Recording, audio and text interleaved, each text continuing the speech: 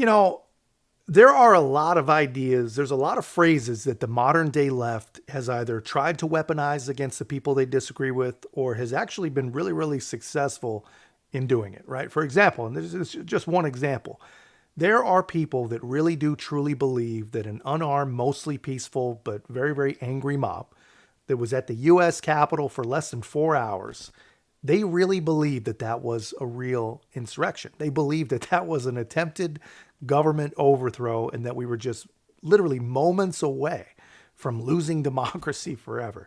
And if they're right, which they're not, but if they are, we should all breathe a sigh of relief that such a high concentration of people that cling to their God and their guns forgot to bring any to their well planned but poorly executed insurrection, right? But anyway, I'm not trying to change any minds. I'm not trying to win any hearts and minds with that one. My point is that people actually believe this stuff. People believe all kinds of stuff. And anything that someone could possibly believe can also be weaponized. And, the idea of the deep state, of course, is no exception. But what is the deep state, right? Well, the left, of course, they're going to describe it as some sort of conspiracy theory. But the deep state is real. And all that it is are mass amounts of unelected, deeply entrenched, and almost unfireable bureaucrats, people you've never heard of, will never hear of, hundreds of thousands of these people.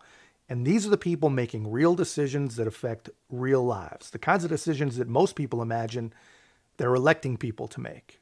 Basically, every single decision. Most people believe that we elect lawmakers. That's what they call themselves. That's what we call them. But of all the 300,000 statutes that exist in the United States that govern literally everything, 98% of those, according to the Manhattan Institute, were created by administrative action, right? By bureaucrats. And all that is done is give the real power and the real control to bureaucratic enforcement agents that you have never and probably will never even hear of, right? But anyway, what's my point? My point is the deep state is real. It wants power. It wants control. It believes you're a moron. It actually believes you're probably a dangerous moron. And it definitely believes you cannot be trusted to think for yourself. And if you want to see what it wants to do next here, the entirety of the West, just look at Australia, man. They have now a person, a bureaucrat, called an e-commissioner, essentially a bureaucrat designed to safeguard the internet. Chris, we've had him on this program, has submitted a notice of appeal against the e-safety commissioner in this country, Julie Inman Grant, over her takedown order for his post where he supposedly misgendered a trans activist. Tell me the latest with this case. It's a fascinating one. It's one that got international attention. People were shocked that this was happening in Australia. And you would think the e-safety commissioner would have bigger priorities, I don't know, child exploitation for one, than to bring down posts on X. Yeah, that's right. Look, there is a serious issue with the exposure of children to, graphic and obscene content, and it needs to be dealt with. The problem that you've got here with this e-safety commissioner, she's an activist. Absolutely. She will continue to expand her role to police the internet, to censor debate in a way that's consistent with her own ideological views. We're just talking about the EPA. It's the exact same problem. You have these unelected bureaucrats that have vague powers, and they will fill it with their views.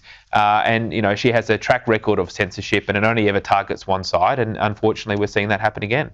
And let's not forget, we've mentioned it before on this program, she was appointed by the coalition government. This isn't some Labor appointment. This is an example of the coalition wasting power. You do wonder why, what's the point of voting for them? Well, they kind of just appoint lefties to run the bureaucracy. And also the misinformation and disinformation laws that started under Paul Fletcher when he was communicating. Now, this government's gone way further, but they permitted it through allowing it to go as far as it did. If you thought the U.S. was unique in our bureaucratic socialist takeover, sadly for the rest of the West, we are not unique, man. This guy nailed it. Unelected bureaucrats with vague powers. You can't put it any better than that, right? And because these powers are so vague, they just fill them with their own views. And when I think about these people, I imagine them like activist judges, only they don't have to pretend to care about the law or care about precedent, right?